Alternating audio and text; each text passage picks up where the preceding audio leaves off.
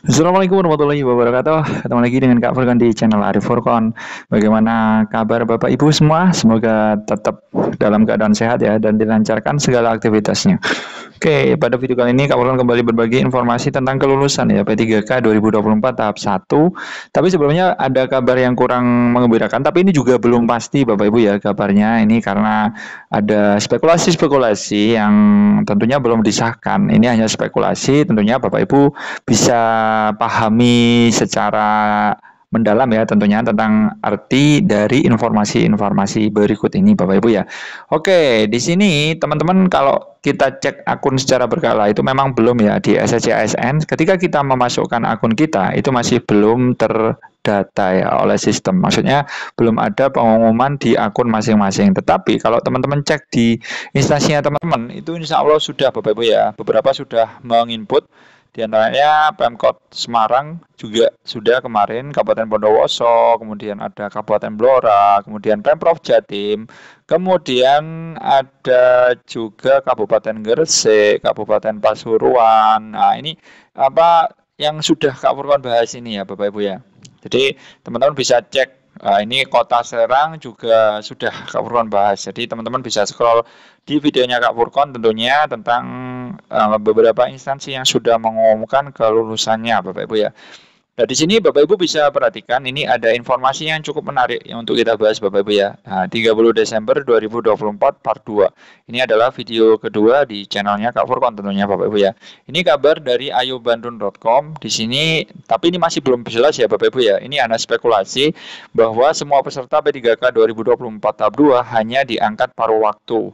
Nah, ini ungkap hal mengejutkan ini. Tapi teman-teman ketahui ya, jadi yang menjadi peserta P3K tahap 2 itunya yang pertama itu adalah yang TMS di tahap 1 ya kan. Teman-teman yang TMS di tahap 1 atau gagal di tahap 1 itu bisa otomatis ya mendaftar di tahap 2. Nah, kemudian ada honor non database BKN. Nah, honor non database. Tetapi syaratnya minimal itu harus 2 tahun masa kerja. Nah, ini 2 tahun masa kerja. Jadi, teman-teman, memang di tahap 1 itu rata-rata itu sudah full, ya kan? Artinya teman-teman dari tahap 1 pun itu tidak semua diangkat penuh waktu ya. Ada yang sebagian yang paruh waktu. Sehingga ini berdasarkan logika saja untuk tahap 2 itu apakah semuanya itu bisa paruh waktu atau masih ada harapan untuk diangkat penuh waktu. Nah, kita coba ulas beritanya atau spekulasinya Bapak Ibu ya. Nah, setelah seleksi P3K tahap 1 berakhir, tenaga honorer yang masih TMS itu bisa mendaftar di tahap 2. Nah, ini sudah jelas ya Bapak Ibu ya. Seperti diketahui P3K 2024 tahap 2 itu sedang berlangsung terakhir besok ya, 31 Desember 2024. Di mana kriterianya itu memang sudah diatur oleh PAN RB ya, nomor 634 tahun 2024. Namun baru-baru ini terdengar kabar buruk bagi seluruh pelamar P3K yang tahap 2. Nah, ini tapi masih belum pasti ya Bapak Ibu ya. Ini perlu Kak Furkon garis bawahi, ini masih belum pasti. Jadi maksudnya ini bukan informasi yang katakanlah sudah ada surat elektroniknya ya. Jadi mohon untuk dipahami secara mendalam ya Bapak Ibu ya. Nah, di sini Bapak Ibu bisa perhatikan kabarnya semua peserta melewati seleksi tahap 2 ini akan diangkat P3K paruh waktu. Nah, di sini juga ada rapat dengar pendapat dari DPRD Kota Madiun pada Selasa kemarin ya, 24 Desember. Itu terjadi kesetinggangan ya antara salah satu anggota dewan yang diduga sekretaris daerah Kota Madiun terkait pernyataannya. Nah, ini masih belum pasti ya Bapak Ibu ya, ini hanya salah satu daerah saja yang mungkin daerah tersebut itu memang terlalu banyak sekali ya kan di tahap 1 kemarin yang gagal. Banyak yang gagal di tahap 1. Nah, otomatis kalau gagal di tahap 1, otomatis kan banyak di paruh waktukan tuh yang tahap 1. Lah, tahap 2-nya mau dikemanakan kan seperti itu. Itu logika saja Bapak Ibu ya. Tetapi informasi resminya masih belum ada Bapak Ibu ya. Nah, di sini menurut sekda tersebut semua tenaga honorer akan ikut serta dalam tahap 2 ini tidak perlu. Wah, ini belum pasti ya Bapak Ibu ya, belum pasti. Menurutnya pelamar tahap ini tetap diterima berapapun nilainya, tetapi P3K paruh waktu. Tetapi ini masih belum pasti, jadi ini hanya spekulasi Bapak Ibu ya.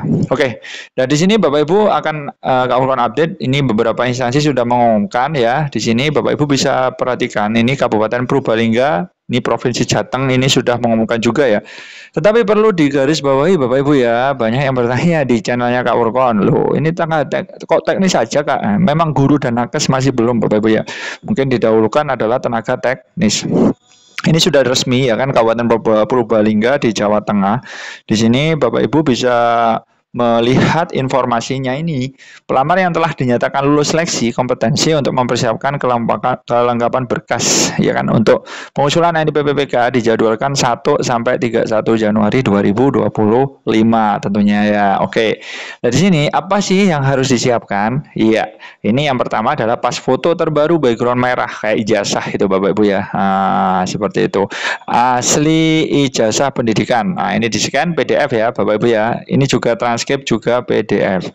Kemudian untuk daftar riwayat hidup ditandatangani di atas materai 10.000. Nanti untuk formatnya ini Kak Furqan bakalan bahas di video khusus ya, yang untuk tutorial pengisian DRH. Tapi masih belum Bapak Ibu ya. Mungkin tanggal 1 bakalan Kak Furqan buatlah videonya, tutorialnya supaya teman-teman nggak bingung. Kemudian ada surat pernyataan 5 komitmen. Ini sebagian besar sama Bapak Ibu ya. Cuma ada beberapa instansi yang 8 ya, ditambahi 3 ya kan. Cuma yang 5 ini kayaknya yang wajib seperti itu. Sesuai dengan lampiran 4 Peraturan Kepala BKN nomor 1 tahun 2019.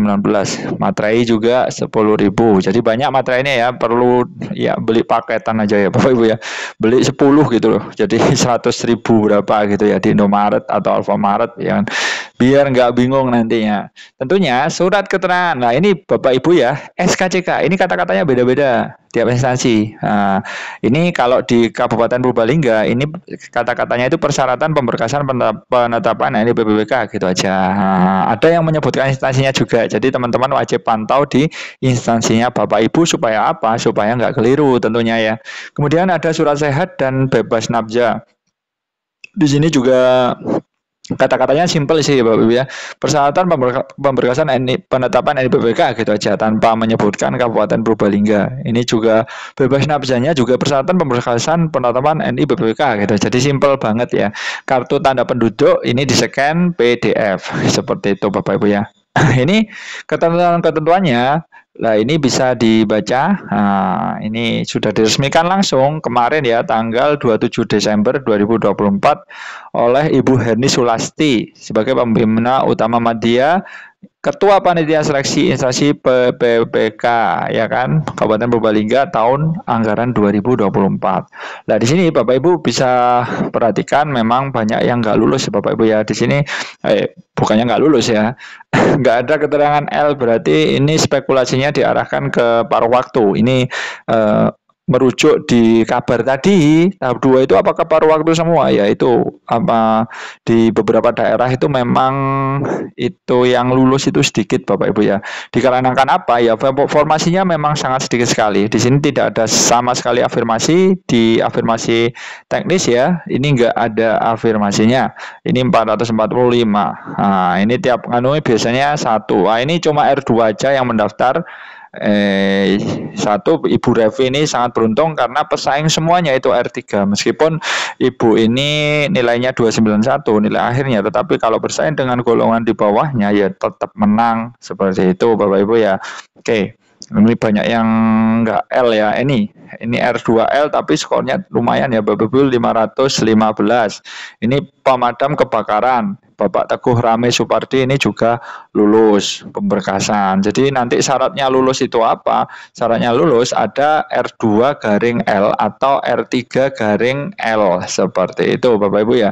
Nah, memang banyak sekali ya Bapak Ibu ini spekulasinya diparuh-waktukan karena formasinya memang sedikit sekali ya di Kabupaten Purbalingga untuk tahap 1 ini ya, memang ya itu tadi, kalau bersaing dengan sesama golongan ya nilai akhir kayak gini R2 semua berarti yang 506 pengelola layanan operasional, seperti itu. Jadi ini sudah teman-teman bisa scroll aja cari namanya ya kan, download PDF-nya kemudian cari namanya di sini. Nah, nanti insya Allah ketemu seperti itu. Nah, banyak pertanyaan di channelnya Kak Furkon, bagaimana daerah-daerah lain, Bang? Nah, nanti menyusul Bapak Ibu ya. Yang jelas kan ini masih dalam proses sampai 31 pengumumannya.